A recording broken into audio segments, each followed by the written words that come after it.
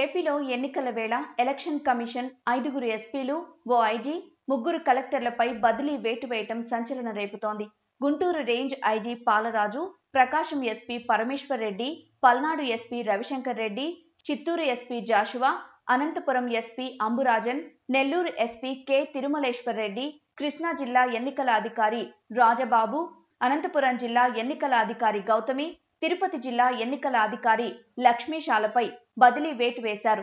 బదిలీ అయిన అధికారులు తమ కింది వారికి తక్షణం బాధ్యతలు అప్పగించి తప్పుకోవాలని, ఎన్నికలు పూర్తయ్యే వరకు విధుల్లో ఉండకూడదని ఈసీ ఆదేశించింది. అలానే సాయంత్రం 5 గంటల్లో బదిలీ అయిన వారి స్థానంలో కొత్త వారి భర్తీకి 3 ఆఫీసర్లతో ప్యానెల్ పంపామని సూచించింది. ఎన్నికల కోడ్ అమల్లోకి వచ్చిన తర్వాత చిలకలూరుపేటలో ప్రధాని మోదీ ముఖ్య అతిథిగా పాల్గొన్న బహిరంగ సభలో గందరగోళం ఏర్పడింది.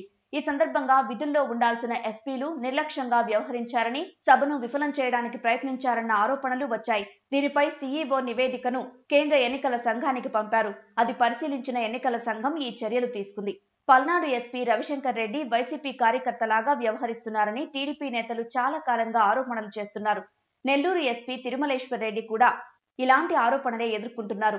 అలానే పల్నాడు జిల్లాలోని మాచర్లలో దాడులు, ప్రకాశం జిల్లాలోని గిద్దలూరు, నంద్యాల జిల్లాలోని ఆళ్లగడ్డలో రాజకీయ హత్యలు చోటు చేసుకున్నాయి.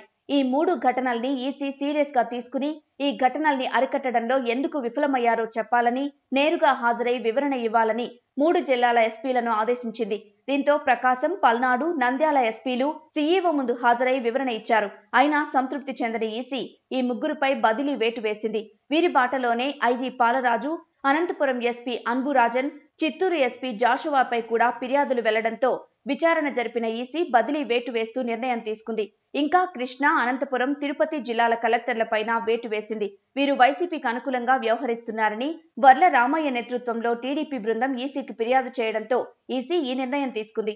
అయితే ఇవన్నీ చూస్తున్న వైసీపీ వాళ్లకు కొత్త టెన్షన్ పట్టుకుంది. కేంద్ర ప్రభుత్వం వైసీపీకి వ్యతిరేకంగా వెళ్తుందా, మోడీకి జగన్ కి బెడిసి కొట్టిందా అని వారు ఆందోళన చెందుతున్నారు. టీడీపీ వాళ్ల ఫిర్యాదులు, ఈనాడులో వ్యతిరేక వార్తల ఆధారంగా ఈసీ నిర్ణయాలు తీసుకోవడం ఏంటని వైసీపీ నేతలు ఇప్పటికే ప్రశ్నిస్తున్నారు.